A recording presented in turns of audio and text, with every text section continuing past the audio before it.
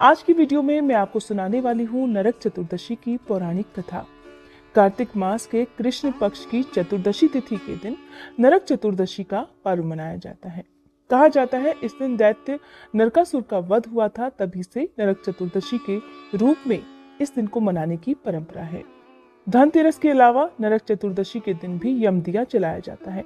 माना जाता है नरक चतुर्दशी के दिन यमदेव के नाम से दीप जलाने वाले व्यक्ति को यमलोक की यातनाएं नहीं भुगतनी पड़ती और मृत्यु के बाद होने वाले कष्टों से भी ऐसा व्यक्ति बच जाता है। इसलिए हो सके तो आज नरक चतुर्दशी की रात को जब घर परिवार के सभी सदस्य सो जाएं, तो आप भी एक दिया यमदेवता के नाम से जरूर जलाएं। वैसे तो नरक चतुर्दशी के बारे में पुराणों में बहुत सारी कथाएं प्रचलित हैं, लेकिन एक कथा के अनुसार एक समय भगवान कृष्ण अपनी 8 पत्नियों के साथ द्वारिका में सुखी जीवन व्यतीत कर रहे थे।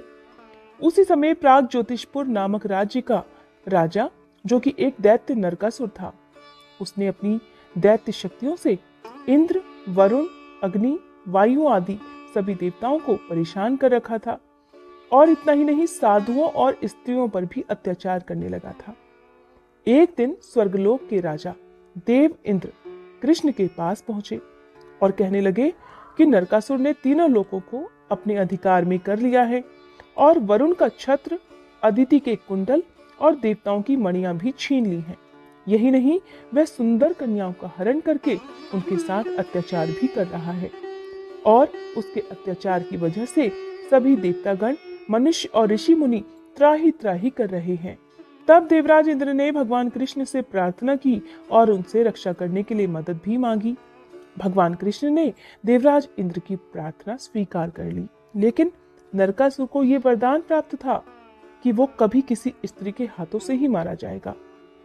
इसीलिए भगवान कृष्ण ने अपनी पत्नी सत्यभामा से सहयोग मांगा और अपनी पत्नी सत्यभामा की सहायता से सबसे पहले मुर दैत्य सहित मुर के 6 पुत्रों ताम्र, अंतरिक्ष, श्रवण, विभावसु, नवश्वान और अरुण का संहार किया।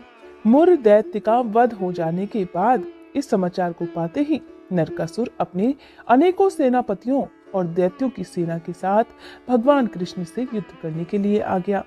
लेकिन नरकासुर को क्योंकि स्त्री के हाथों मरने का श्राप था, इसलिए भगवान कृष्ण ने अपनी पत्नी सत्यभामा को अपना सारथी बना लिया और उनकी सहायता से ही नरकासुर का वध किया। जिस दिन भगवान कृष्ण ने नरकासुर का वध किया था, उस दिन कार्तिक मास के कृष्ण पक्ष की चतुर्दशी तिथि थी। मान्यता है कि इस दिन को तभी से नरक चतुर्दशी के रूप में मनाया जाता है और रात में दीप जलाकर उत्सव भी मनाया जाता है। कहा जाता है कि नरक चतुर्दशी के दिन नरक जाने की पीड़ा से मुक्ति पाने के लिए नरक चतुर्दशी की सुबह सूर्योदय से पहले उठकर शरीर में तेल लगाकर अपामार्ग यानी कि जिसे चिंचड़ी भी कहते हैं, उसके पौधे सहित जल से स्नान किया जाता है और शाम के समय यमराज को प्रसन्न करने के लिए दीपदान किया जाता है, जिसे यम दिया भी कहते हैं।